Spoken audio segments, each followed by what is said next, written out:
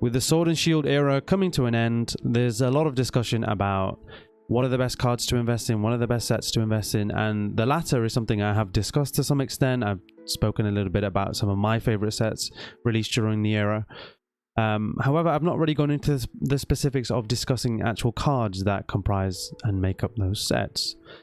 So in this video, I'm just going to quickly go through some of the standout cards that I've seen throughout the different sets in Sword and Shield, and the cards that I think are most worth kind of putting your money where your mouth is and investing in. Just a few stipulations. Because Sword and Shield has been a really good era, I kind of want to limit the amount of cards that I'm going to talk about, so it's going to be roughly 5 cards. I could probably go on for hours and hours on end, and I don't want that, and you definitely don't want that. So I'm going to stick to roughly 5 cards, and I'm also going to add the fact that there will be no duplicate sets included, so there'll only be 1 card from each set, nothing more. So with that, let's just get straight into things. So the first card I'm going to talk about is from Chilling Reign and is the Snorlax Gold Secret Rare card.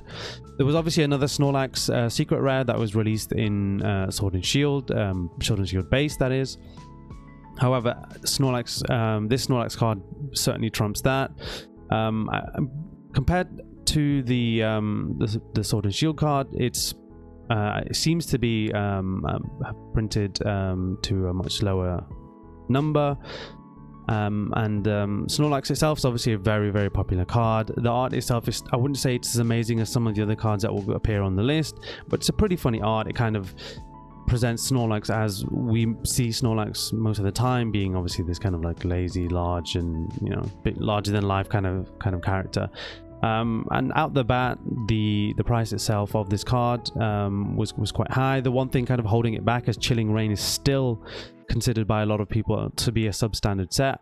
I'm personally not of that opinion, but you can see still that the price of booster boxes are still around the same price that they came out last year. So you can still pick up a booster box for like $85. So there's still kind of a lag there with the set itself, but for me, this is the standout card within that set. You could also talk about another couple of cards in that set. Probably the other one that you would go to would be the Galarian Moltres, but personally, I just prefer this card over that. I think the art on the Galarian Moltres is pretty cool, and it is obviously more that kind of alt art vibe, which is very big, but Snorlax is just so popular for me, and something about this card that I would take over the Galarian Moltres. The second card would be Celeste. Let's say it's fourth. Would be a new one, very new one in fact, is the Giratina alt art from Lost Origins. There's been a lot of hype about this card.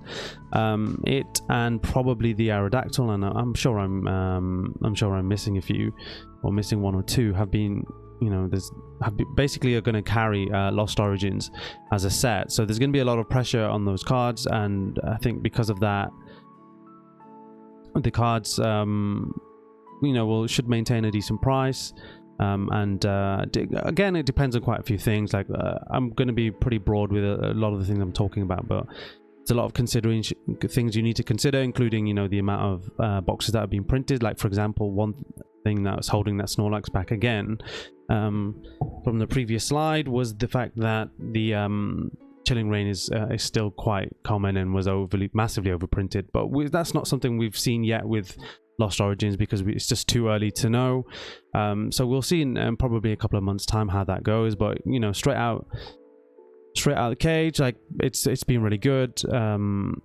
There's been some issues with the pull rates. Things are not completely clear there, so I don't want to make any assumptions, or I don't want to assume too much there. Some people saying that there's been issues with the distribution, so people are getting all the pulls and then some other people aren't getting any. So there's a little bit of a few issues regarding the actual pull rate of the card itself, and that's obviously going to affect the card massively if it's very common. And I saw this a little bit more with like the Dialga and the Palkia from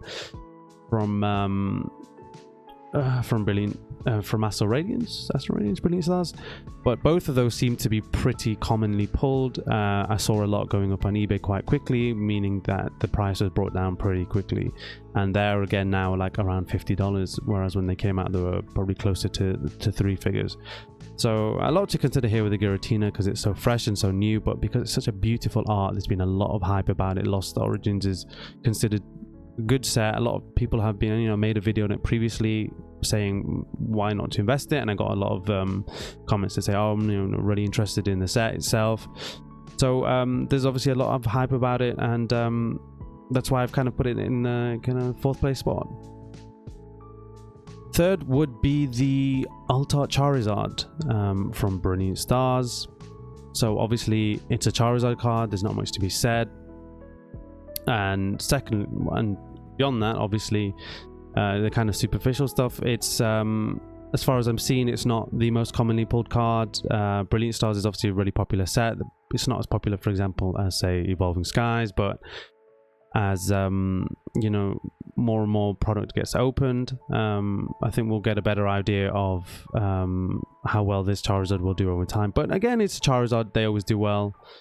The art is fantastic. It's obviously similar to the Japanese promo from, I think that would have been 2018, 19, or was it the anniversary year? I'm not too sure about that.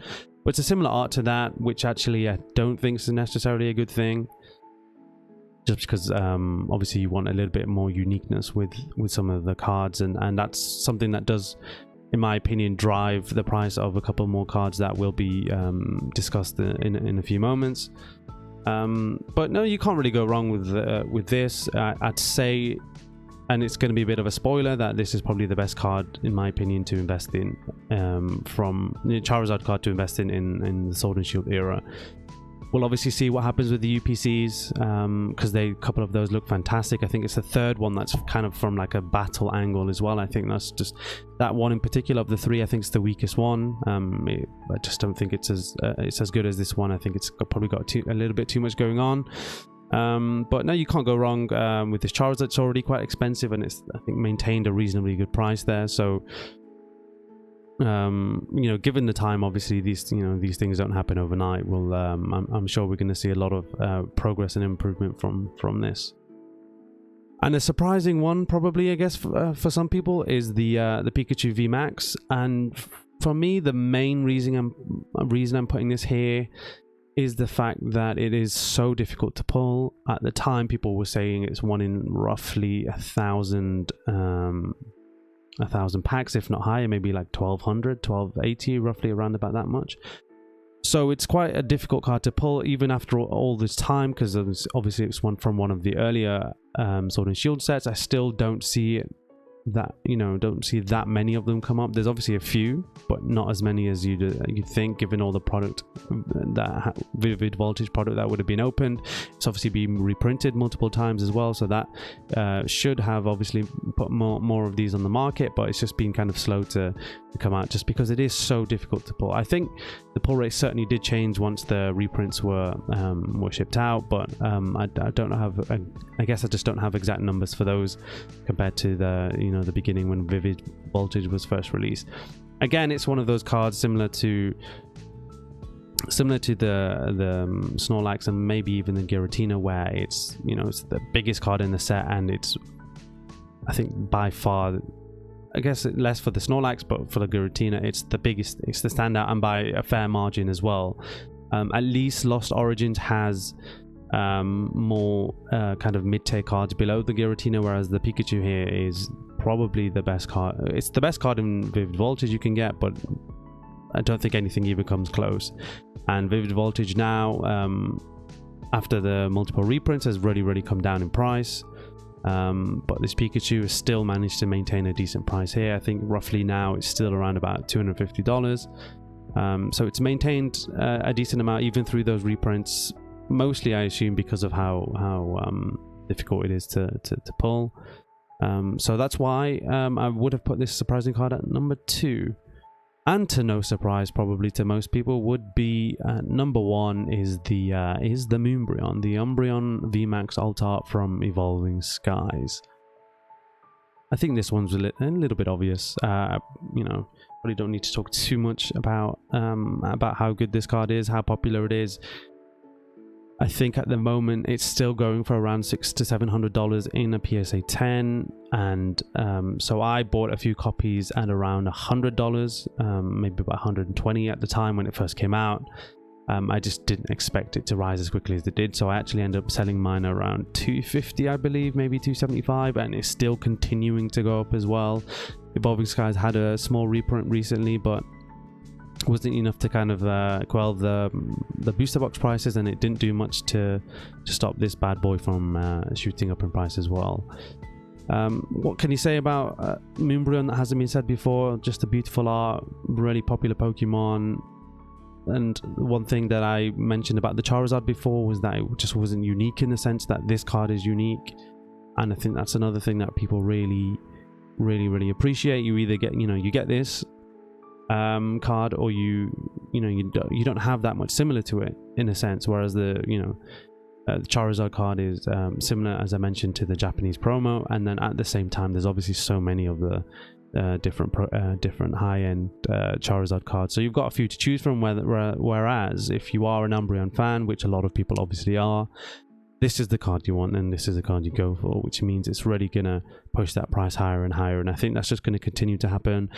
High population in PSA 10, so it might even just be worth picking it up raw, just because of that PSA 10 population was going to be there, and seeing if maybe you can just grade it yourself like that. Depends obviously how you collect, whether you are you collect single cards or you collect graded cards. Personally, I collected a mixture of the two, so for me, yeah, I think it's a pretty much no-brainer. I'm sure there were no surprises there. I could have pissed a few people off and put it second and put the Pikachu first, for example, but I just wouldn't believe it myself if I did that, to be honest. So yeah, that's it. I think those are, for me, top 5 cards that I would personally invest in from Sword and Shield era, at least so far. I'm sure a lot of you are going to disagree with what I've said. Don't forget that I did have the caveats of it being from one card from each set, and that's probably why there's maybe a couple of other cards missing from here that other people would have put in, for example the Rayquaza VMAX from Evolving Skies as well. But if you do feel like that, feel free to comment, and I'm always happy to have discussions in the comments there as well, and I'm sure other people are. And otherwise, thank you for checking out the video. If you can like, comment, subscribe, whatever, it would be appreciated. But thanks for watching anyway, and hopefully I will catch you very soon.